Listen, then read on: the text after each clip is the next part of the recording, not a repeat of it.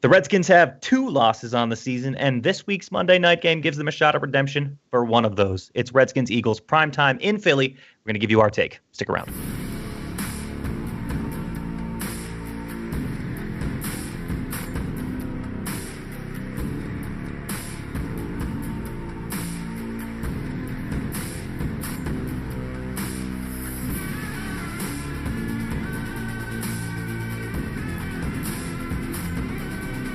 By fans, for fans, the Hog Style. And now, here's your host, Sean Conti. All right, everybody, welcome back to the Hog Style. Time for another action-packed episode. The Redskins have the Eagles coming up this week. Super excited about it. How are you guys doing, my fellow Hog Styers? I'm good. I'm doing better than the team, it seems like. I feel healthy. Yeah. That's a low bar right now. The team's in a sad place. We're gonna have to get to that. Yeah, we need a second bye week right now already. Yes. Right. We're in week 6, week 7. We need another one. And we need another one. I thought the bye week came at a perfect time, but clearly it did not help. Nope. I would just like to demonstrate exactly how dedicated I am to providing information to the Hogstye listeners out there, in that we are recording this in the middle of Game 4 of the National League Championship Series, and we are all willingly missing that to bring this show to you. So hope you all appreciate that. I mean, my Redskins team's out fans of it. just rolled their eyes at everything you said, Steve. I'm so excited about the fact that my Dodgers may be in the World Series again for the first time in 30 years. Believe me. Well, the best thing for me is, you know what's wild? I'm kind of mad that the Nationals, that the Cubs are about to get swept, and the fact that the Nationals struggled so much to beat the Cubs. I don't know if there was a matchup problem, but my point was, the good thing is for me is that I have a TV right here. Wow, I'm assuming, Steve, you do not have a TV beside you. As I've said on this show before, I do not have a TV beside me. Yeah. So I am sitting here looking at the Wizards play their first game with How the they Sixers. It's 99-98. 7 minutes left in the game. It's been a close game, back and forth. Not a lot of defense. It sounds like then. 199 right now. They've been struggling. Yeah, they've been struggling. So it's good that I don't have a TV in my room, because I wouldn't be paying attention to the show. I'd be watching TV. I don't know how you do it. I mean, luckily you could watch the pitch, then you could pay attention to us for about 5 minutes, then you can watch the next pitch, because playoff baseball is slow. Hey, look, the Redskins are number one always. Yeah, I know. Yeah. Well, on that note, maybe we should get into, we mentioned struggling. Let's talk about struggling, because the team's got some injury problems this week. Yeah, so let's hit the big. Well, what do you guys consider the biggest one this week? Oh, well, Jonathan Allen. We can all listen. Hopkins. Out for season. Okay, we like him. He was on the show, nice guy, but he's replaceable. Yeah. I don't know. Well, I mean, a good kicker's harder to replace at times, but better shot replacing him than a first-round defensive end. Yeah. And by that you mean, of course, Jonathan Allen, who is out for the season with Liz Frank. Yeah, Miss Liz Frank has taken down a few men before, and she took down Allen. Yeah. She's a nasty woman. Personally, I don't want to be overly negative, but I have to be honest on this show, of course. I think it's a devastating blow to the defensive line. I think he's pretty much irreplaceable. The next man up is going to step up, if it's Lanier or someone else. Mm-hmm. But I mean, Jonathan Allen was progressing every week. He was the best defensive lineman I think we had, even as a rookie. He was making an impact, if not on the stat sheet. So I think it's a devastating blow to our defensive line, especially in a week that has LeGarrette Blount coming down the line. Yeah, I agree. It's in our way. It's kind of sad. From a fan perspective, it's kind of sad, because it's, for a fact that this was the best the defensive line the front seven has looked in some amount of years, like cohesively. Like, they've looked very good together, and for the first time in a long time. Right. And Jonathan Allen was a big piece of that. So to know to hear he's only going to be out 3 to 4 weeks, you're like, okay, that's not bad. We ain't tripping about that. That's fine. We can manage. And then I didn't even, like, one of my friends told me in a group chat, like, I didn't even get the breaking news from Ian Rappaport or Adam Schefter or anything. He said, hey, look at this. And I said, oh my goodness, no way. and then it's I get like the old alert saying, from like ESPN. that escalated quickly. You know, yeah. Like 4 weeks to he's out for the next 12 weeks. Well, but let me ask you guys something, because when I hear old Liz Frank is rearing her ugly head, I don't think 4 weeks. I automatically assume that's a season ender. You know, like the last couple guys who've had it, it all ends up being like a 3-month plus recovery. I was thinking maybe 6 to 8 weeks would be reasonable. Honestly, I wasn't expecting the whole year, to be perfectly honest. I mean, maybe I'm just me being naive, but I was thinking 8. I mean, none of us are doctors, so we don't know, and obviously. That's the perspective that I took. Like, when I heard 3 to 4 weeks, I was like, man, I'm not no doctor. So I was just like, all right, cool, 3 to 4 weeks. But I mean, in hindsight, I should have looked at it like Alex did. Like, there's no way. And then on top of that, I don't really pay attention to Liz Frank injuries, but I do know that they can be serious. So It's like, there's no way he could have been out at a minimum of 3 weeks. He should have been out more than that. So sure. Hindsight, I should have looked at it like that, but still. Well, I mean I only look at it that way because we've had a couple guys go through it now, I feel like. I've heard. We have. I forgot Morgan Moses went through it, who was the most recent person. The good news is, I mean, look at Moses now. It hasn't really hindered him development-wise, really. It hasn't, but you got to think, though, and you know what, never mind. Because I was going to say it depends on the position, because you can battle with Liz Frank, but he does do a lot of pulling and running, too. He's an athletic lineman. Right. So he does do some. So I was like, it just depends, but he is one of those person who does rely on his whatever. I don't know which foot it was, but either way, he relies on that foot a lot. So sure. You're right. He definitely bounced back pretty well. Well, let's talk about how the defensive line can cope with the loss. Right. I think that say goodbye to that interior pressure, right? Yeah, well, I mean, we can whine about the fact that he's gone all show long, but number one, the team brought AJ Francis back. He's now on the practice squad, so that's number Good one. Move. But they have not elevated. They have not, as of when we are recording this show on Wednesday night, the team has not officially made a move of Allen to IR yet. So there is not a corresponding move that we can talk about as having actually happened.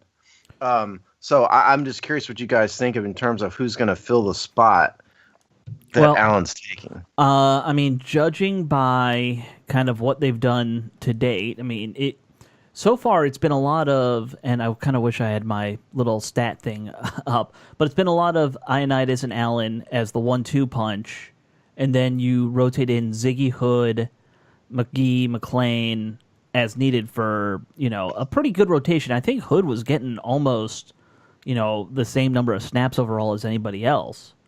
If you really were to go back and look at it. But so my guess is Hood probably steps in more, which I don't like. You bring Anthony Lanier from the inactive list to the active list. Right. Give him a couple snaps, and then just keep McGee and McLean. I just don't know how much more of a workload you really are going to put on them, even though we're paying them like they should be getting some heavy play time. They haven't had an impact. We're playing a couple of Jags like they are legit impact players, which is not necessarily good. No. But the good news is we've been playing Jags like Jags. Like I don't mind. I don't mind paying them too much. I mind playing them too much. Right.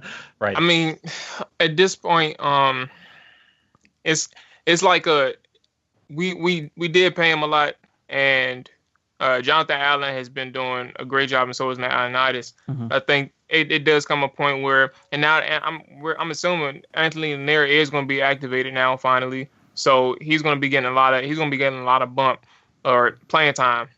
I should just say that, playing time, so people won't get confused. But he's going to be getting a lot of playing time now. And that's important. It's not necessarily saying he's going to replace Jonathan Allen, but it's more so that he's going to get in a rotation now. And right. This is also a moment where, for the rest of the season, McLean and McGee is going to have to earn their money. Or I shouldn't say earn it. I'm not in the pockets of NFL players, but they're going to have to prove their worth to this team, is what I should say. They're going to prove their worth to this team, man. It's definitely going to be on them to show that the signing wasn't a mistake. Well, in terms of McLean and McGee, I agree with you. They need to prove their worth. But and the other thing about them is I think of them more as run stoppers, than anything. Both those guys, and Jonathan Allen was getting pressure in the middle, up in the interior of the defensive line on pass plays. So I think those three guys, whether McLean, McGee, or Lanier, has got to figure out how to get legitimate pressure on the quarterback and sort of duplicate that skill that Allen was doing, that push that Allen was getting. And if I'm going to pick one of the three, it's going to be Lanier. The other two guys are run guys. They're not pass rushers. And Lanier... I don't disagree with you, but I mean, somebody has to do it. So, yeah, right. Maybe Lanier. But Lanier's kind of lengthy. He's got more speed. You know, I've heard a lot of good things from various beat reporters about Lanier, you know, in his day-to-day practices and stuff.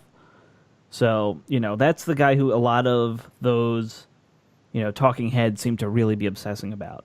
I mean, oh, go ahead. Sorry. No. All I was going to point out is this is the second year in a row we've lost our first-round draft pick, so it's just bad luck. Yeah. But a little off topic. Sorry, Jamal. Go ahead. No, I was just going to say, and Lanier has looked good in the times that he's played, but it's not saying much because he's played in the preseason. But he was able to bring. It was inconsistent, but you can see that he was able to push the pocket at times, and he was able. They had him rushing on a defensive end. I don't know why. Don't ask me why, but they had him rushing at defensive end, and he generated some pressure that way as well. I think Lanier is just an active guy who, not pass rusher, by the way, more so like he was really just. I think he was out there on like a nickel end or something. I can't remember, but I saw him out there at the end, rushing on a tackle. But it's interesting, man. A lot of people aren't really that impressed by him because of the fact that he was inactive, which is somewhat of a sign on him. But, I mean, he's a young guy. Right. You had Ioannidis and you had Jonathan Allen, who were draft picks of this team, and they were clearly they were developed far beyond Lanier was. So, I mean, we'll see. Not only that, but McClain and McGee are making big money, and they're going to play. Right. So, yeah. And Hood is the veteran. So, why exactly will Lanier be active over somebody who's already playing? Yeah, I mean, I think Lanier has ability, and he's inconsistent, and he's young, and he's going to get his shot here. But I think Lanier can play, and the reason he was inactive for the reasons you just said. The problem with this whole thing, it seems to me, is that this is the wrong game for us to have to experiment with the defensive line. Yep. Yeah. You know, and even, you know, I guess we start to address the Eagles' offense here a little bit. Yeah, we're kind of going that way. So. Yeah. I mean, first and foremost, it seems to me there's three guys on the Eagles' offense that makes things go. It's LeGarrette Blount, 70 attempts, 390 yards, 5.6 yards per attempt. Playing much better than he was when we saw him the first time. Well, and much better than he ever has been. That's a career high. Well, and he's also getting more play time because Sproles went out.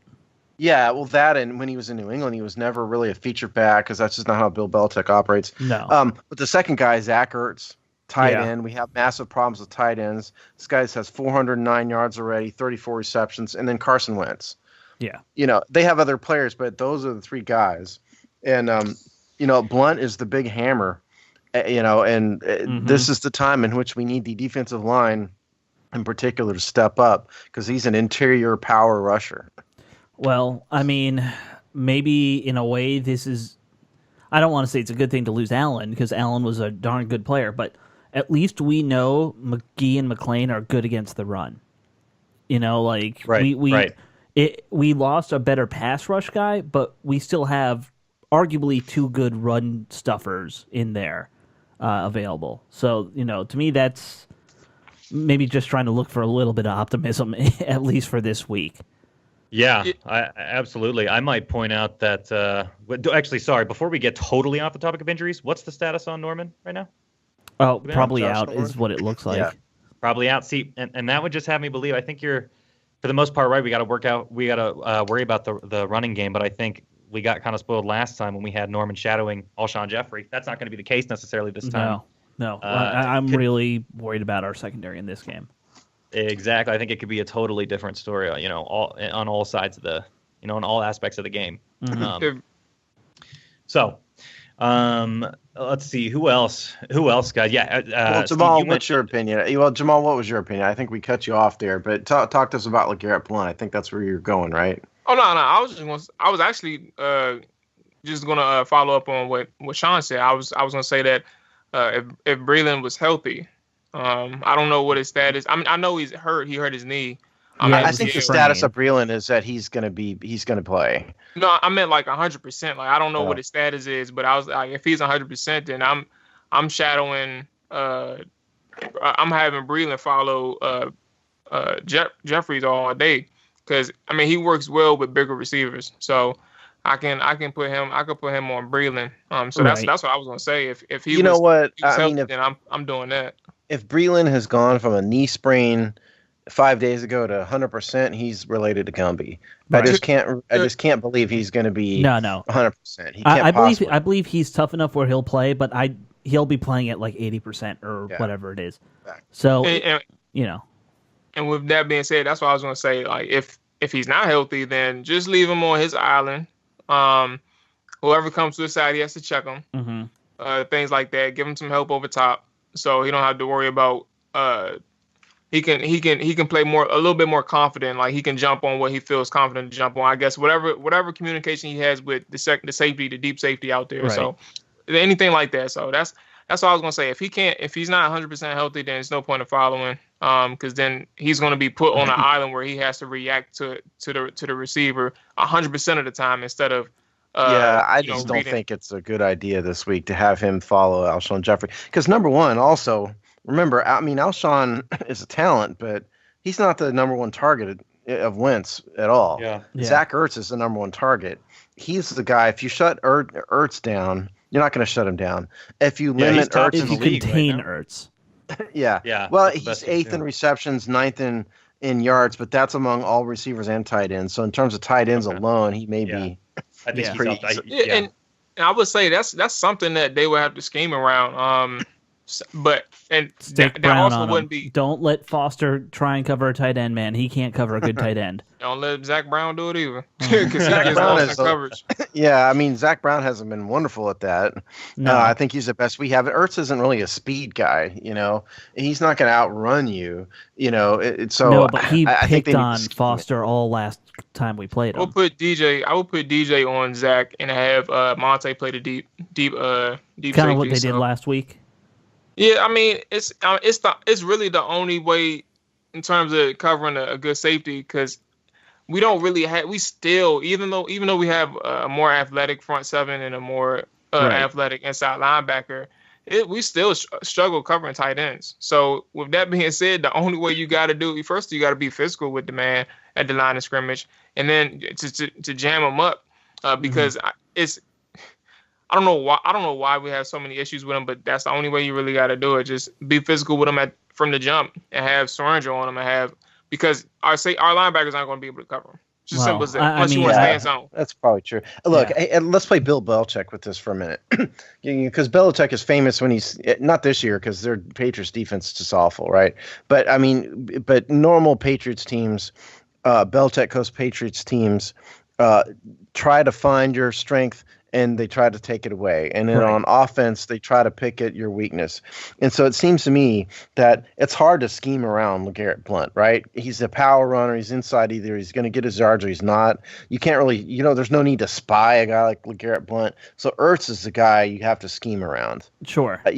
For exactly, maybe it's like what you're saying, Jamal. I mean, maybe you put Swearinger on him. Maybe there's some other way. Maybe you figure out how to double team him with a linebacker and the safety, both. It seems to me, if I were the coach, and thank God I'm not because we'd be on 16. But if it were me, Ertz would be the guy I would try to take away. I think so. Absolutely, but it's just this is going to be so much to ask from our secondary this game because you've lost that consistent interior pressure, and you lost Norman, you've got Alshon out there, you've got an uncoverable guy. Injuries everywhere. Defense. Injuries everywhere. We had a highly drafted safety from USC right now to play safety. Oh, we did. Where is he? That's right. Yeah. He's sitting on a couch, tweeting too much. I thought he was in the fetal position in the shower.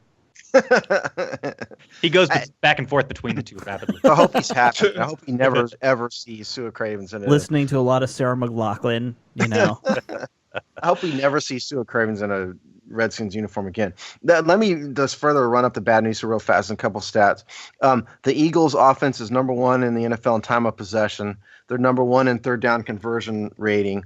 They're number 4 in red zone percentage. They're number 5 in points and third in total yards. So it's a highly successful offense. It's an efficient offense. Carson Wentz has been good, not great. Statistically, 99.6 quarterback rating, which is good, but it's not elite, super high. Frankly, it's not at Kirk Cousins level. 60.9% completion percentage, which again, it's okay, not spectacular. And so Wentz is good, but he's not just the sole engine driving the train. Right. I mean, Wentz is kind of like a smaller version of Ben Roethlisberger, though. What makes him good is his mobility and escapability. When you think you're going to take him down for sack, and he still throws the ball away. And he's strong, man. Yeah, that's kind of his strong suit right now. It's kind of crazy because he's just hard to bring down, and I think one of the things that a lot of people underestimate is how much of his ability to escape the pocket and be elusive inside the pocket is just something that it can make a decent quarterback pretty great because of the opportunities they create after the play breaks down. I mean, Tony Romo made a career doing it. Carson Wentz did it to us in week 1. Yep. And before any of you homers out there, just, because I know you're out there, before any of you guys just assume that Philly hasn't played anybody, and that's why they're 5-1. I'd just like to point out that they played 2 of the same teams we have. They've played the Chiefs and the Chargers already. Yep. And they played good teams. The Chargers. Sorry, yeah, you're right. But they played the Chiefs. I was thinking, had that California thing on my mind. I got you. But they played the Panthers. Yeah. They beat the Panthers. Week, right? They played the Cardinals, which were supposed to be good. Maybe they're not quite as good as they thought. No, so even the Chargers are better than their record would indicate. Oh yeah. So they have played some stuff. I hate to say it, but again, I have to. I think this Philly team is legit. In terms of at least week 6, they are for real and they are good, and we're walking into Lincoln Financial Field on a Monday Night Football, and Monday Night Football. The crowd is amped because they're 5-1. They're a 5-1 team, and we're walking in on crutches. And we all know what happens to the Redskins. Alex. We all know what happens to the Redskins on Monday Night Football. Yeah, also, so this is not an easy game. At all, and the Philly offense is for real, and they're getting better. I hate to say it. I think this is going to be, and I said this literally yesterday. I didn't know anybody y'all was going to think like this, but yes, they are pretty good, and I personally think that the Eagles are going to be the best team that we face all year, and that's mainly because of the fact that we have to play them twice. We already lost to them once, but we had to play them twice, and compared to the other teams that we play on our schedule, we only get them once, which means there's a chance that not saying it's going to happen, but there was a chance, including the Chiefs, including the Raiders that we already played. There's a chance that we can go undefeated against all those teams that we played once. The Eagles know us, and they're motivated. We swept them the last 2 years and won 5 straight. So it's definitely the toughest team we're going to have to play all year. Yeah, and not only that, it's important because the Eagles are already 5-1. Yeah. We've lost 2 games, and so if we lose this game to them, we're going to be 2 games back in the standings, and they have the tiebreaker. So that becomes very, very, very difficult to actually win the division at that point. Yep. Oh yeah. So it's really, this is as important a game as the Redskins are going to play in the first half of the season. Yep. By the way, speaking of that, I'm kind of surprised schedule-wise we're playing them for the second time already. Usually, the NFL's been trying to save that last game or the last 4 or 5 games for, it's a little odd. It's a little odd. Our schedule is very odd in that way this year. But it's a big algorithm, sometimes oddities happen. Oh, I know there's some nerd Nick with the world's biggest spreadsheet figuring all the schedules out every year. It's insane. And he loves it. Yeah. Yeah. All right, well, let's flip on over to the other side of the ball so we can, because we've dwindled a little bit on the sad stuff, and I'm sufficiently depressed now about facing the Eagles offense. So let's get off of that. Redskins offense. Can we keep Kirk Cousins on his feet this week, guys? We can keep him on his feet. I think so. Yeah. And we didn't last time against the Eagles. He was kind of getting eaten alive, and that's one of my concerns coming in. Yeah, but that was game 1, week 1. You can't really read too much into that. Everyone's wonky in those first games. Not only that, though. I mean, we've only given up 8 sacks on the year. It's that worries me less. 4 against Philly. I know, I realize that, but I mean, the sack thing worries me less than the question of whether or not we're going to get production out of our wide receivers. Right. It seems to me we cannot live for 16 games on Chris Thompson. At some point, some teams every week, though. This is it is, but at some point, teams are going to figure out how to key on this guy and stop him. At that point, then what do we have? We've got an injured Jordan Reed. We have to have production from the wide receiver core. We can't have Chris Thompson being our leading receiver and our leading rusher forever. Right. I think this is the best week for us to expect. And I said this last week too. Honestly, I thought the Niners was going to be the best week that the receivers have a breakout week. But it's the same. I feel the same way this week. In terms of production, I shouldn't say a breakout, but in terms of production, I think it's going to be very solid from the receiver groups because of the fact that they still have issues in the secondary. Whether or not you can make it to throw to make some good passes in the intermediate to deep range, that's yet to be determined because of that front seven is still stout. That pass rush is still going to be there, especially with Fletcher Cox. Cox. Yeah. But the point is the fact that you do have opportunities against the Eagles secondary. It's all about can they pass protect well? Can they not look as ineffective, or can they not? The pressure was just it was pretty wild the first week. So, and I don't expect them to look like that again Monday night in terms of the amount of pressure they gave up and the sacks that they gave up. I don't see that happening again, but who knows, man? The opportunities are there for the secondary and the receivers. Yeah, I mean, I'll also point out in terms of the Chris Thompson question, Kelly started practicing again this week, so he might be able to go again, which would be a huge help because if nothing less, we saw last week Thompson can't get the heavy workload. Everyone was right who said, keep him kind of as a, part-time back because giving him 16 runs really didn't do a whole lot.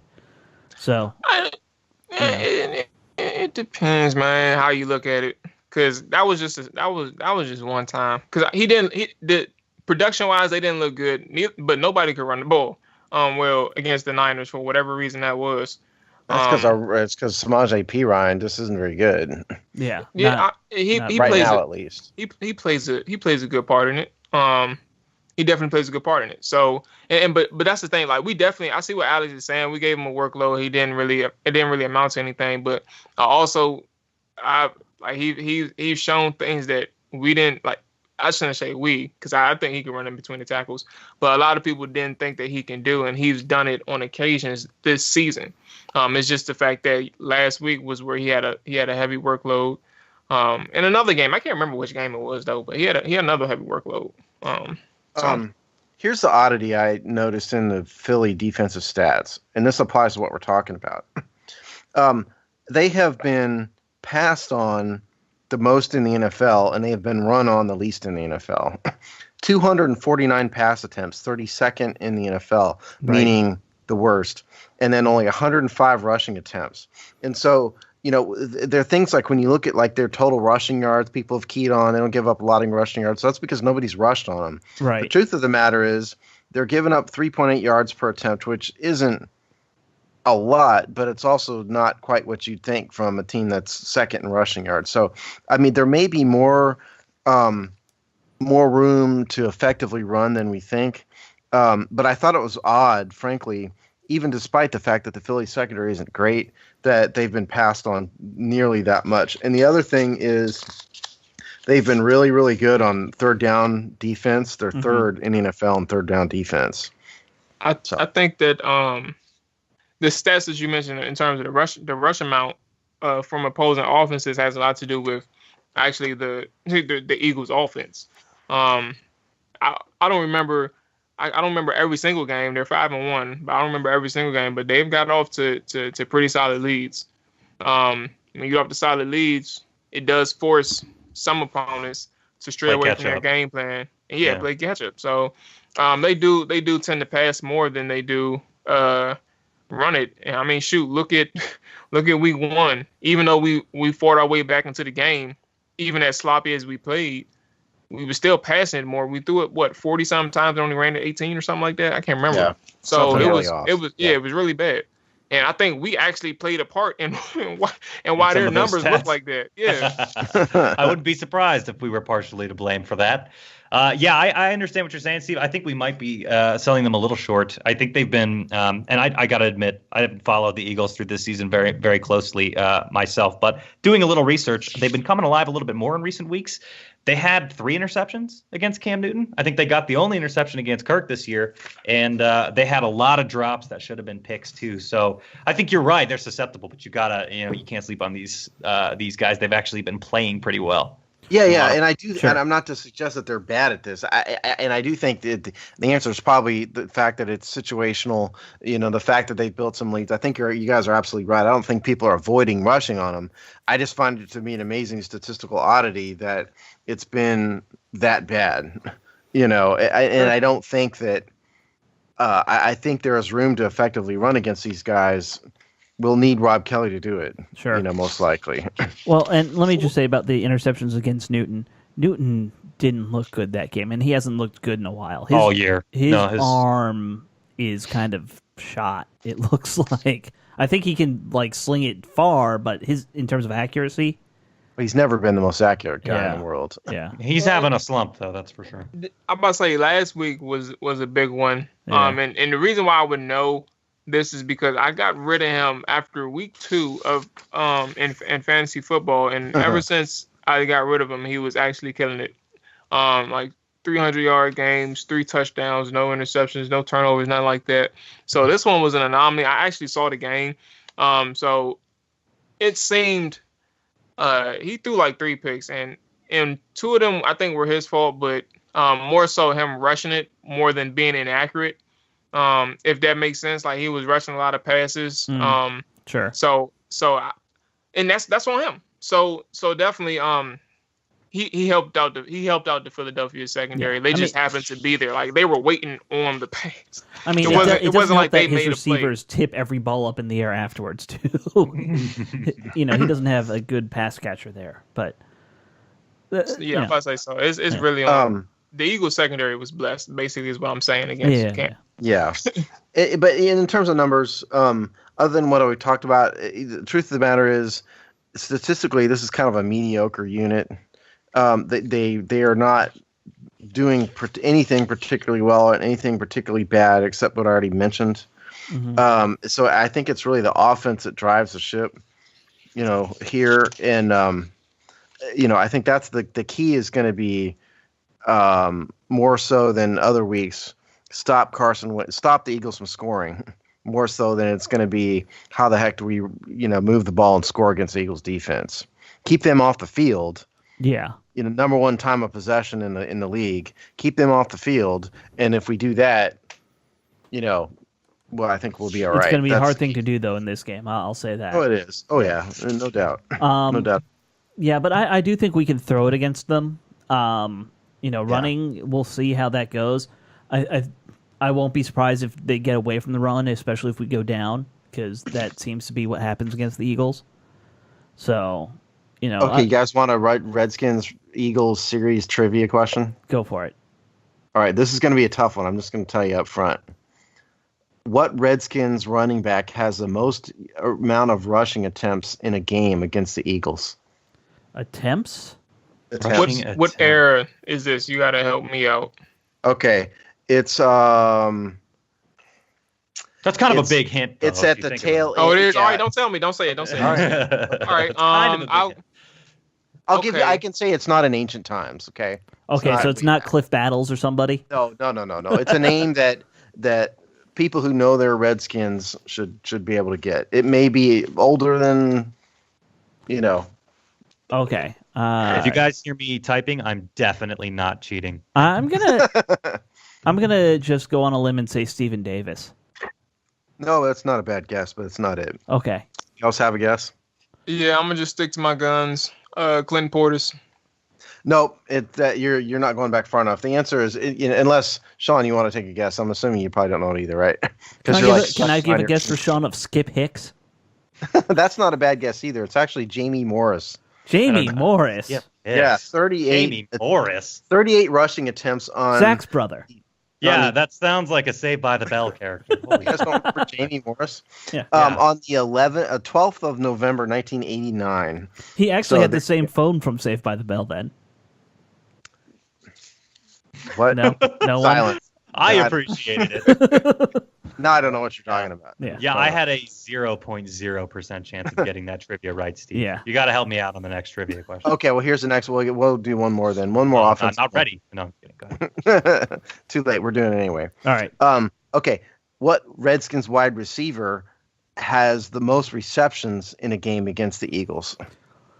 Ooh. And this one, all of you guys were alive for this one, so we're all alive for this Say one it again. Santana? The receiver, Redskins receiver that had the most receptions in a game against the Eagles. Most receptions in a game. Santana's not a bad one. And we were all alive. So that means Santana, but I don't know. I mean, because if it was an older person, I'd obviously go with Art Monk, but I'm going to go Lavernius Coles. Ding. Oh, my God, you got it. What the hell? He looked that up. How did I look that up? I'm calling BS on this. Well, immediately. No, I believe you. It is Lavernus Coles. So he had 12 receptions. in his 1 year. 2 years. He played 2 years. This occurred on December 12th, 2004. So. The Redskins have a lot of records with people that were barely with the team. If you think about it, that is such a common theme for the Redskins. Well, single game records are wonky like that. They are. They're so random. Oh, it's totally meaningless. I just thought it was interesting. Yeah. See if anybody even you guys knew this stuff. So, do we want to do game predictions to wrap this thing up? I keep doing trivia questions. I've got a whole bunch of them. Okay. No, spare me. You guys can play. Okay. Okay. Last one. We'll make this an easy one. Most touchdowns in a game. Touchdown passes in a game against the Eagles. Well, I know Cousins had 4 in 1 year, in one game. It's not Cousins. I'll give you that. There's got to be 8 touchdowns in a game. Well, Sonny 8 would be beyond the record. Stop. Who said Sonny? It was Jamal. I did. Yeah. Sonny. It was Sonny. October 11th, 1964, 5 touchdowns. I know you watched that game live. I was there. I made sure, the government got these technologies where you could travel back in time to watch it. It's a DeLorean, right? Yeah. I believe so. But it's crazy. I said Sonny not off of I really did think it was Sonny because of the fact that somebody had talked about him breaking a record. And I wasn't sure what it was. I was like, or not breaking a record, but something. Yeah, I was gonna say Sonny broke a whole bunch of records. Yeah, that wasn't just a guess off the top of your head. No, it wasn't like a. Let me think of a quarterback that everybody knows. But I was like, Sonny Jurgensen did something noticeable with the Eagles. Sonny would make sense because he kind of always held a grudge against the Eagles for trading him, even though that too. He turned the whole Skins thing around to be pretty good for him. Bet you didn't expect all this in the Redskins-Eagles preview episode. Well, that was a fine guess. Yeah, and we'd like to thank the Redskins for those little trivia questions because they sent those out, which is why I figured you were looking it up, Alex. But no, I wasn't going to bother. All right, sorry. My little trivia diversion of the day. Right on. Well, do we want to put our thoughts down in the record books? Do we want to give predictions for this game? Sure. Yes. I'll go first, and I'm going to be a downer on mine. I will too. So I'm with you. Okay. I think with these injuries we've had on defense, this is not going to be a pretty game for us. I think the Eagles are going to score. I don't think they'll run it up or anything, but I think they're going to get 28 points. Redskins will probably get 26 or some random number like that. We're going to miss an extra point with this new kicker. We're going to miss field goals. Because this Rose kid, if you look at his stats in college, they're not good. And, we didn't talk about that, by the way, real fast. Nick Rose is replacing Dustin Hopkins, and he's from the University of Texas. Right. And he was a 71% field goal kicker in college, which as Alex just said, is not good, but we have to assume that hopefully he's better than that now. But Nick Rose, so get used to the Nick Rose era, folks. Right. It'll probably last one game. He's from Hawaii, by the way. It'll probably last one game. Man, say one game, so that means he looks like a kick carousel again. Somebody said he looks like Sunshine. If you guys know that reference. He does. Yeah, he did. Remember the Titans? Yeah. No, yeah, he does look like Sunshine. He looks like he belongs on a beach on a surfboard somewhere and not kicking a football. Which he might be doing that again if he's not good against the Eagles. Yeah, that may be in his future after all. I'll go next. I'll pretty much agree with you, Alex. I think 28 sounds about right. I'm going to go with maybe 17 for the Redskins. I'm not necessarily hugely down on them, but I do think the Eagles secondary is going to play a little bit better than you guys are giving them credit for. We're going to struggle a bit on offense. Yeah, I think this is just going to be a tough one to contain. I'm going to say 28-17 Eagles. Go ahead. I'll go ahead. I'll go ahead and go next. So last time I checked, the spread for the Eagles and Redskins game was -5 for Philly. Redskins cover. And here's why. I don't know why. That's great insight. Perfect. Awesome. But the thing is, like when it comes to divisional games, it's not necessarily who you have on the field all the time. Right. It's just the fact that they're always naturally just close games. And this is another game. It's not where, like, even with the Redskins being hurt, I understand that's going to be a problem for us in the long run. But right now, these guys, again, it's opponent we have already seen. We know they know how to use these guys against the Eagles. However they're going to implement them, we're not sure yet. We're not sure just yet. But it's something that they know what to do. They'll know what to do. It'll keep the game close. So I would say I would say all right, 21-20 Redskins. I'll just go out there and 21-20 the Redskins. So wow, all right. At least one of us is picking the Redskins win. That's good. I think the Eagles are going to win this game. I think we have too many injuries on defense. There's too much chaos going on right now in that regard. And it's Monday Night Football. It's in Philly. None of that bodes well for us. So I'm going to say, and the other thing is the Eagles have only scored. The Eagles are a high-scoring team. The lowest amount of points they scored is 20 against the Chiefs, and every other game that's much higher than that. So I'm going to go 31-24 Eagles. Damn. Okay. 31? Did I hear that 30. right? Yeah, you did. Right. I said 31. Yeah. All right. Yeah, all right. I'm not too far off from that. I'm just okay. I'm surprised we're in the same ballpark. Usually, you and I, Steve, are kind of taking the opposite assumptions here. But I'd love to pick the Redskins to win, but I just they need to win the game. It's kind of a must win, but it's a tough road to hoe this week. Yeah. Yeah, it's a tough one. Honestly, I didn't think the Redskins was going to win prior to me picking, but then I realized about the times I thought the Raiders was going to win and the Chiefs was going to win. The Chiefs did win, but it's obviously as the game unfolded, you see how close we were to pulling. Yeah, it was a surprising win. The old, it's not so bad loss. Don't worry, I love that. Oh no, not necessarily that. It's just more so. Good loss. We're not as not even that. We're just not, even with the injuries, we're not as bad yet. Like we're still in it right now. So if we can get a win tonight or Monday night, it gives us confidence for the rest of the season. So I'm just banking on us getting the W this time. But if we lose and if we continue to lose, then we have a problem. Yeah, I'm praying that you're right and I'm wrong. Yeah, it's just a theory. Well, we will certainly find out come Monday, and we will be back. Actually, make sure you're checking online because we've got all of this preview coming in written form as well this week. Anything else, guys? Any other thoughts before we close out? Go Dodgers. Yeah, there you go. Since I don't care, I'll adopt that one. Go Dodgers. Yeah. All right. Well, we'll let you folks get back to your lives. We'll see y'all next time. Take care. Peace. Later.